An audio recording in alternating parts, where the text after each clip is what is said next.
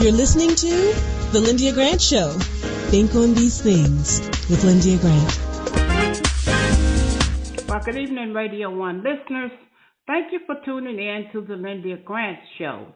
Spirit 1340 WYCB, the oldest gospel radio station in D.C., and it's the first contemporary outlet in the United States. Today is Friday, August 25th, one day away from the 60th March on Washington. I'm here on Spirit 1340, getting ready to talk to Greenleaf star actor Lamont Rucker and his mom, Nana Malaya. But we're going to first go to Dr. Julianne Malvo. She's going to talk to us about the politics. There was quite a bit of politics going on this week, as you know. We had the presidential debate, and then we also had the president getting ready to turn himself in. So just a little about Dr. Malvo. She's a nationally known economist, former dean of New College of Ethnic Studies at Cal State University, LA. She's and one of the president emeritus at Bennett College in North Carolina. She has her PhD, speaker extraordinaire, president of Push Excel in Chicago. Good morning, Dr. Julianne. Good afternoon. Hope that you are feeling good and ready to go today. Let's talk to the listeners about politics. Absolutely, and greetings, Lyndia. It's always a pleasure to be with you. And this has been such a impactful week for any number of reasons. Let's start with the so-called Republican debate. Mm-hmm. That made a food fight look civilized. These people were about as crazy as they wanted to be, and the moderators were horrible because they didn't keep them in line at all. If I ever did this, I had a mentor years ago, and she would moderate various panels of things, but she would cut your microphone off. When you had gone past your time, she would cut your microphone off. That's something that they needed to do with that so-called debate. It was a food fight.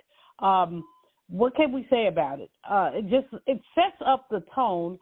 We're not going to have an election for another year and for another 15, 16 months. But it sets a tone for the sniping. And also, of course, the elephant wasn't there. The elephant would be the previous president, the Orange Man. And his presence, he's still intimidating.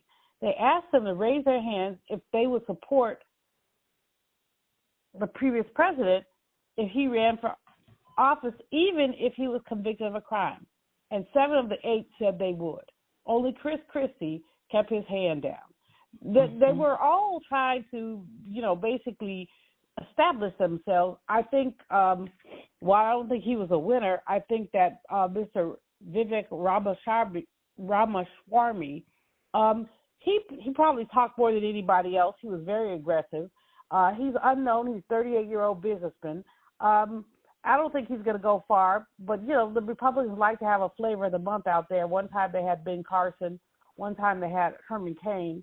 So now they've got Mr. Ramaswamy, and good luck with that. I think that a couple of people snapped back at him. Nikki Haley told him he didn't know anything about foreign politics, and it showed. That was a good line on her part. She did well. She was the only woman on the stage. I think that Mike Pence did well, kind of. Mm-hmm. Anyway, I say that kind of because this was called Too Much, Too Little, Too Late. He said that the former president asked him to choose between him and the Constitution, and he chose the Constitution, but his mouth has been shut since January 6, 2021. All of a sudden now he got something to say. Mm-hmm. I'm like, Pence, go sit down on a stool somewhere and put a dunce hat on your head. You would be a lot further ahead if you had spoken up sooner. But, the previous president, the orange orangutan, has basically 40% of the Republican base. It's not enough to get him over. It's enough to get him nominated. Republicans have a choice to make. Now, the same day as the so-called debate, Rudy Giuliani surrendered himself to the Fulton County Jail and paid a $150,000 bond. He did it very defiantly with attitude like he always has.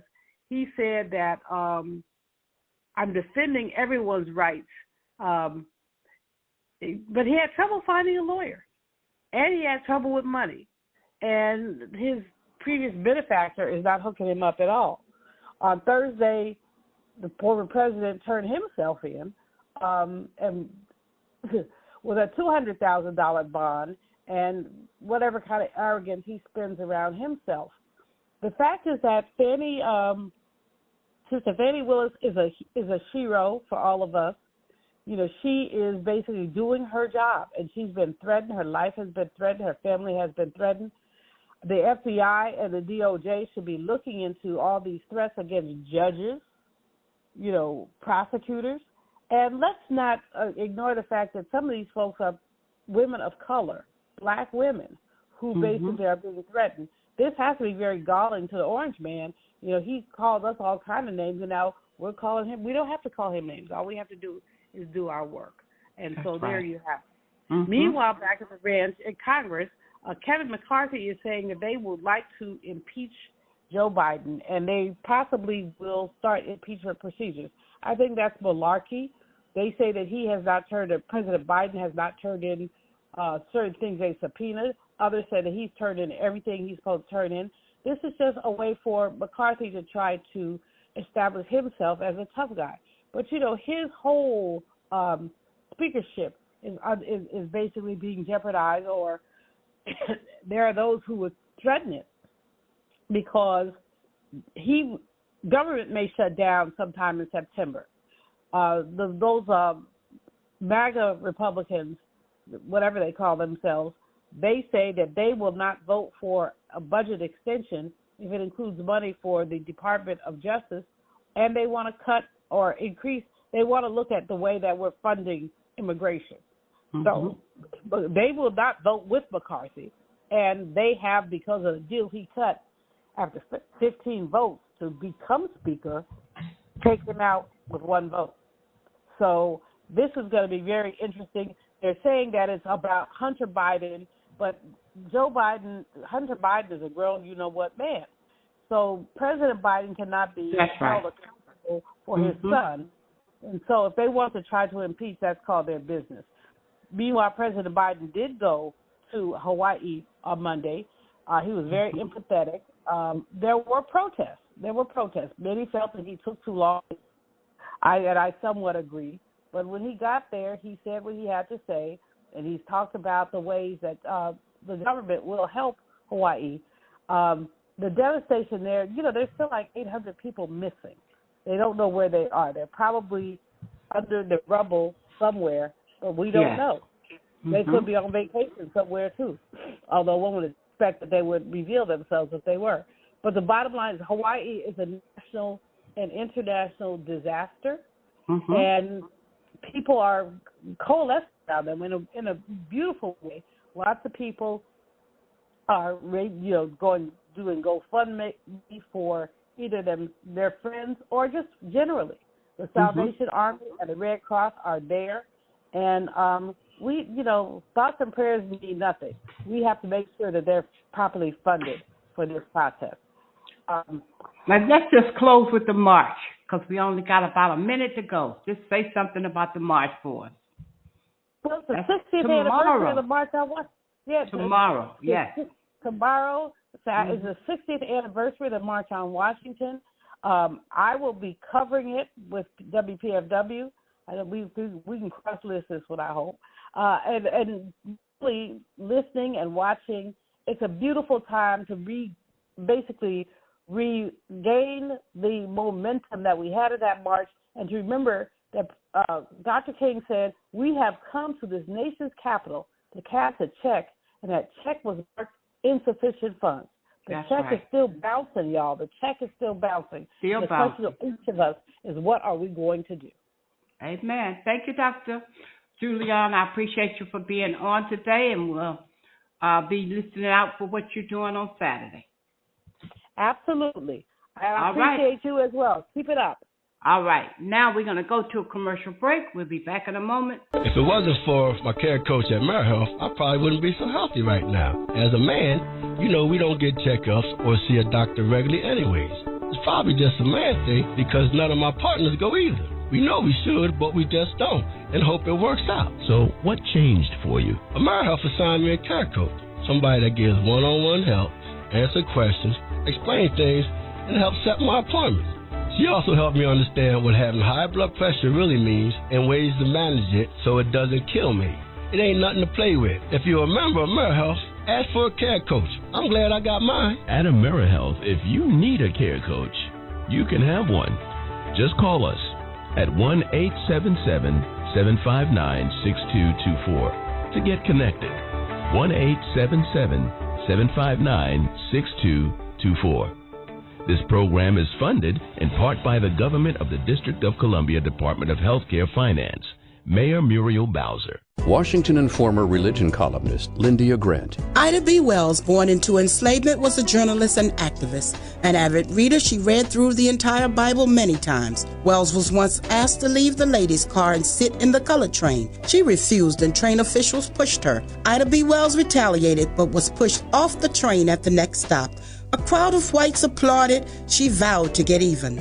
3 of her close friends were lynched for opening businesses that cut into profits of whites. Everything changed for Wells. She spoke out internationally against lynching of blacks for the rest of her life. Through her efforts, lynching in America nearly disappeared by the time of her death. An NAACP founder, we salute Ida B. Wells for Women's History Month. Read more in the religion column of the Washington Informer, an award-winning African-American newspaper. We don't report crime or gossip, just positive news. Pick up the Washington Informer or visit us online at washingtoninformer.com. Call 202-561-4100 for more information. This is Frank Smith with the African American Civil War Museum in Washington, D.C., located at 1925 Vermont Avenue Northwest on the Green Line. Did you know that a recent study found that children who visit museums do better in school and in life than children who do not? So parents, teachers, and preachers, let's get moving.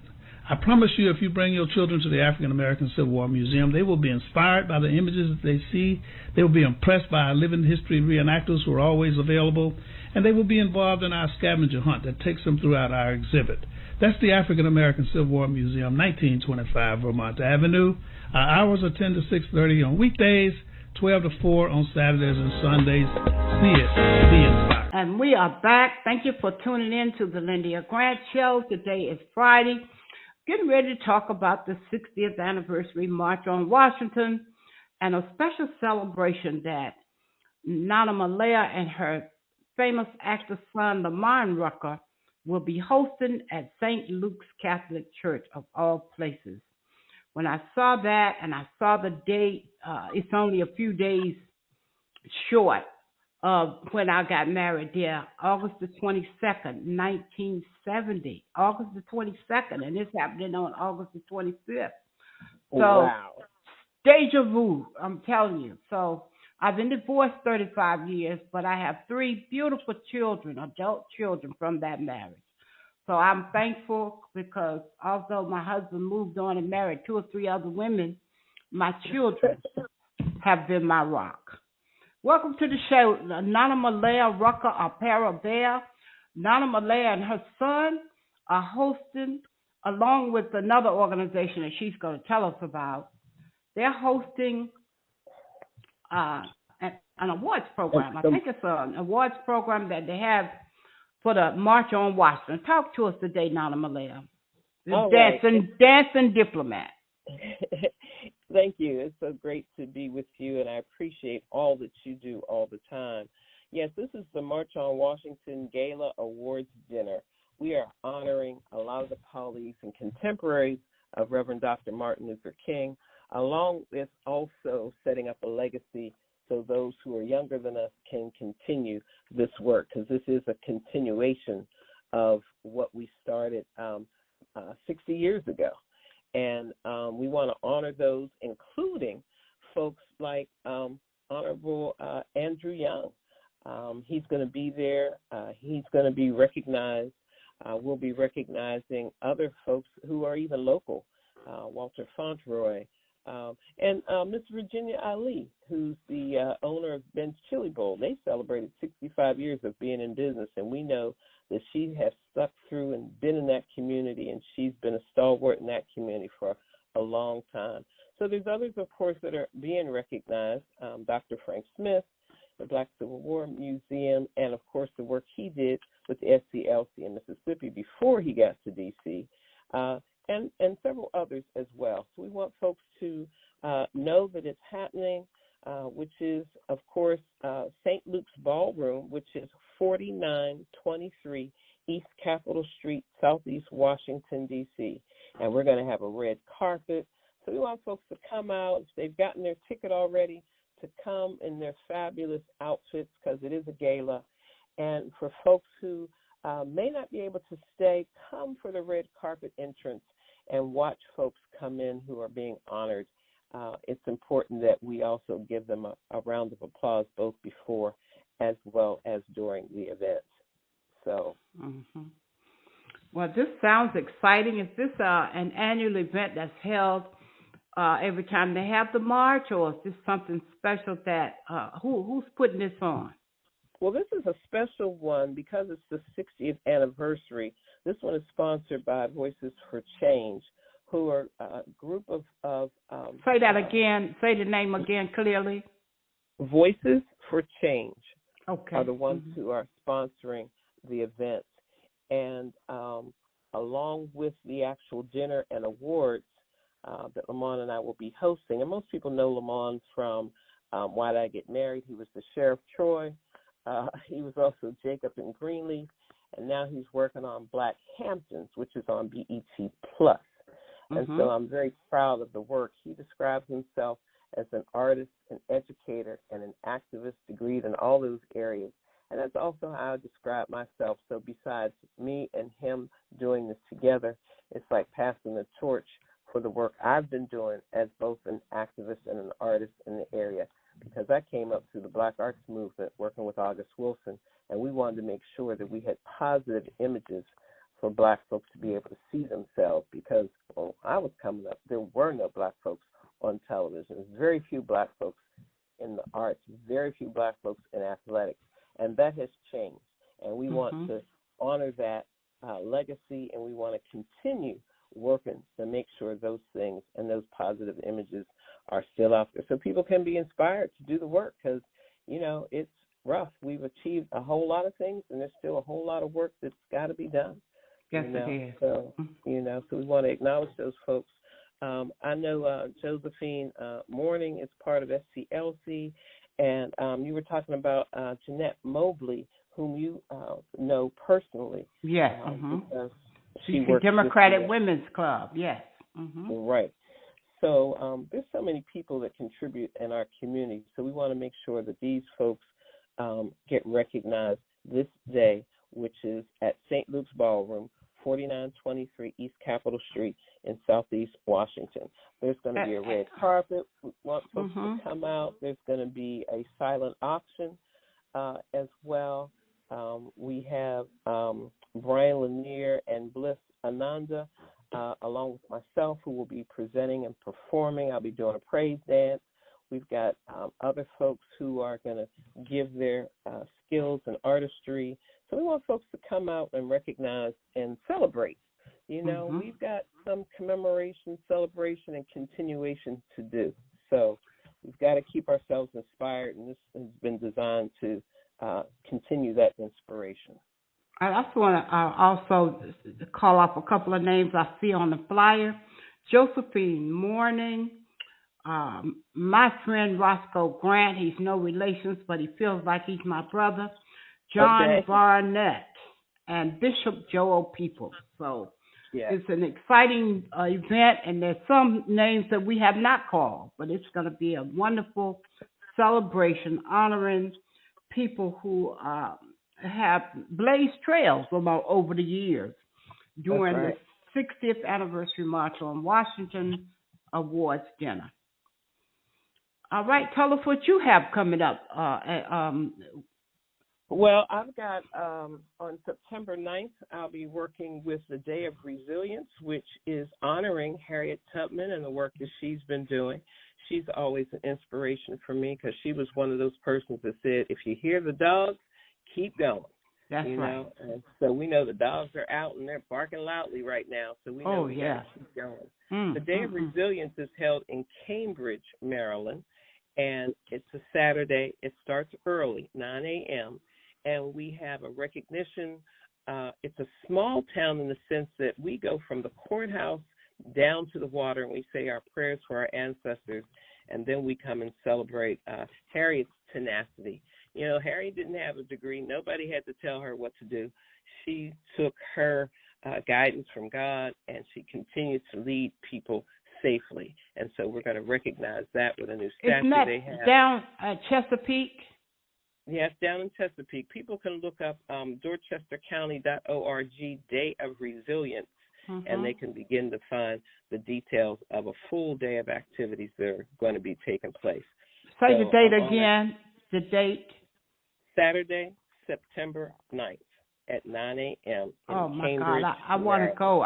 Let's talk about this. I want to try to come. Okay, absolutely. Sounds exciting. It's an international event. We have ambassadors that come from out of the country to come to recognize her energy and her tenacity. And we also have people, of course, from all over the United States that come down on that day also to be able to give homage to the work that she provided and the inspiration she provided for us. You know, these are all inspirational events, you know. So, yes, indeed. Okay.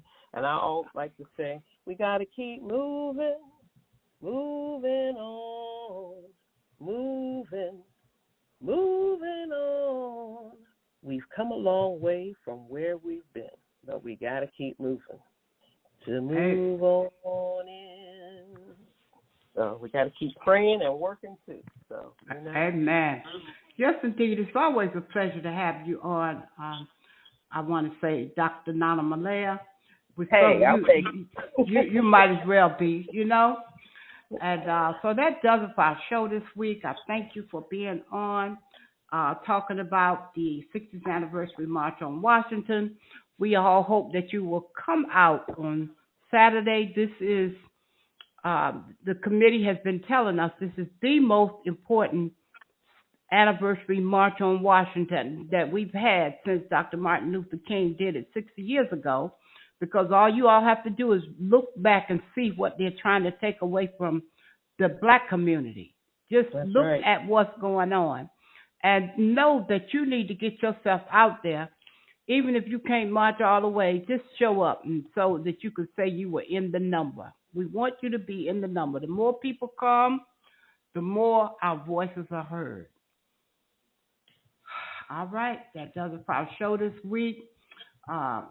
We invite you to tune in every week and subscribe to our YouTube channel. Never miss an episode. It'll come right to your telephone. Just press subscribe when you get your YouTube copy. Read my column in the Washington Informer newspaper every week. Call us at 240-602-6295.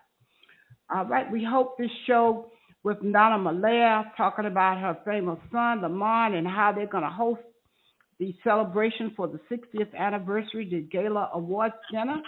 And Dr. Julia Malvo has been helpful talking all about the March on Washington.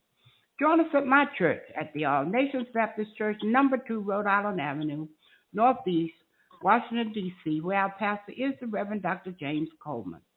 Call us at 202-832-9591 and join me out and say that you heard it on the Lyndia Grant Show and you came because she invited you. Earl Nightingale once said, words, thoughts, and deeds have a boomerang effect, so be careful what you send out. We do become what we think about. As Scripture says, my people perish for the lack of knowledge. So think on these things. From the Lyndia Grant Show, I'm your host, Lyndia Grant. Until next week, good day. Thank you for listening to the Lyndia Grant Show. Think on these things with your host, Lyndia Grant.